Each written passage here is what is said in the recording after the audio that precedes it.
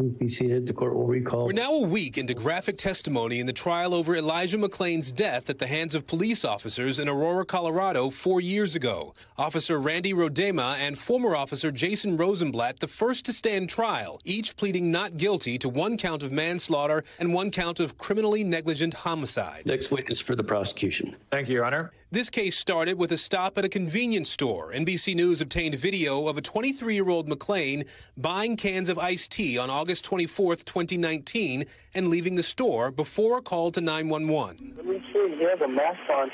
He looks sketchy. He might be a good person or a bad person. Yeah.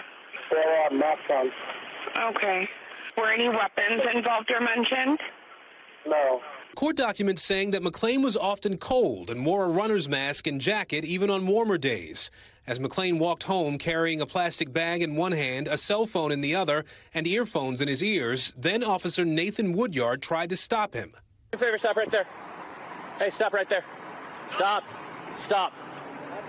Stop. Stop. I have a right to stop you because you're being suspicious. Well, okay. Turn around. Turn around. Rosenblatt and Rodema arrived on the scene minutes later, and the situation escalated as the officers tried to move McClain, eventually wrestling him to the ground. Give us some more units. We're fighting them. Woodyard put McClain in a neck hold, which was eventually released. On the ground. Oh, no, it was Elijah McClain. We had to use carotid. That's what I was doing. I was just going home. I'm an introvert and I'm different. You come out. An officer described McClain as having, quote, crazy strength. A paramedic gave McClain ketamine to sedate him before loading him into an ambulance. McClain's heart stopped en route to the hospital. He went into a coma and died 3 days later.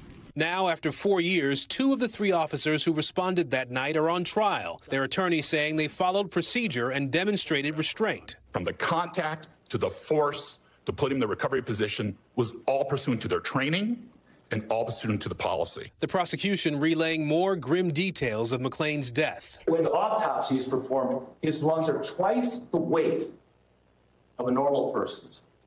And you'll hear that in his lungs, there's digestive material and digestive fluid because he's been inhaling his own vomit. The defense largely blaming McClain's death on the paramedics who administered the ketamine. But then when paramedics arrive on scene, the paramedics have full medical control. The 2 paramedics have pled not guilty to manslaughter and negligent homicide. They're scheduled for trial in November. A critical care expert suggesting the ketamine was just one factor. Was the ketamine, in your opinion, the only thing that caused Mr. McClain's death on the night that he died?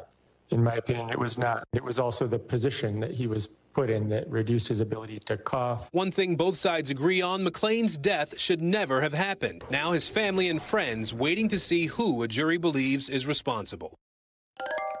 Aaron Gilchrist is joining us now. Go back to this piece about the paramedics here and the ketamine, because the coroner at first could not determine exactly how Elijah McClain died.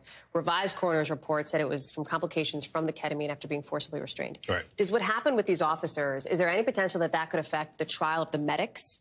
So the judge separated all the trials. There are 5 trials that are going to, or 5 people who are being tried here eventually. And I think what you're going to see is, as we, the prosecution believes that all 5 of them are equally responsible, that they're all guilty of the charges, the things they've been charged with.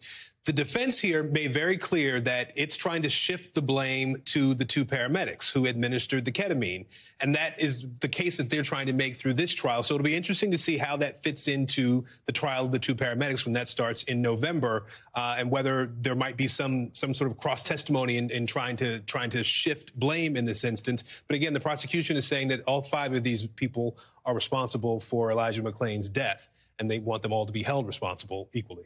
Aaron Gilchrist, thank you very much for staying on top of this story for us. Appreciate it. Thanks for watching. Stay updated about breaking news and top stories on the NBC News app or follow us on social media.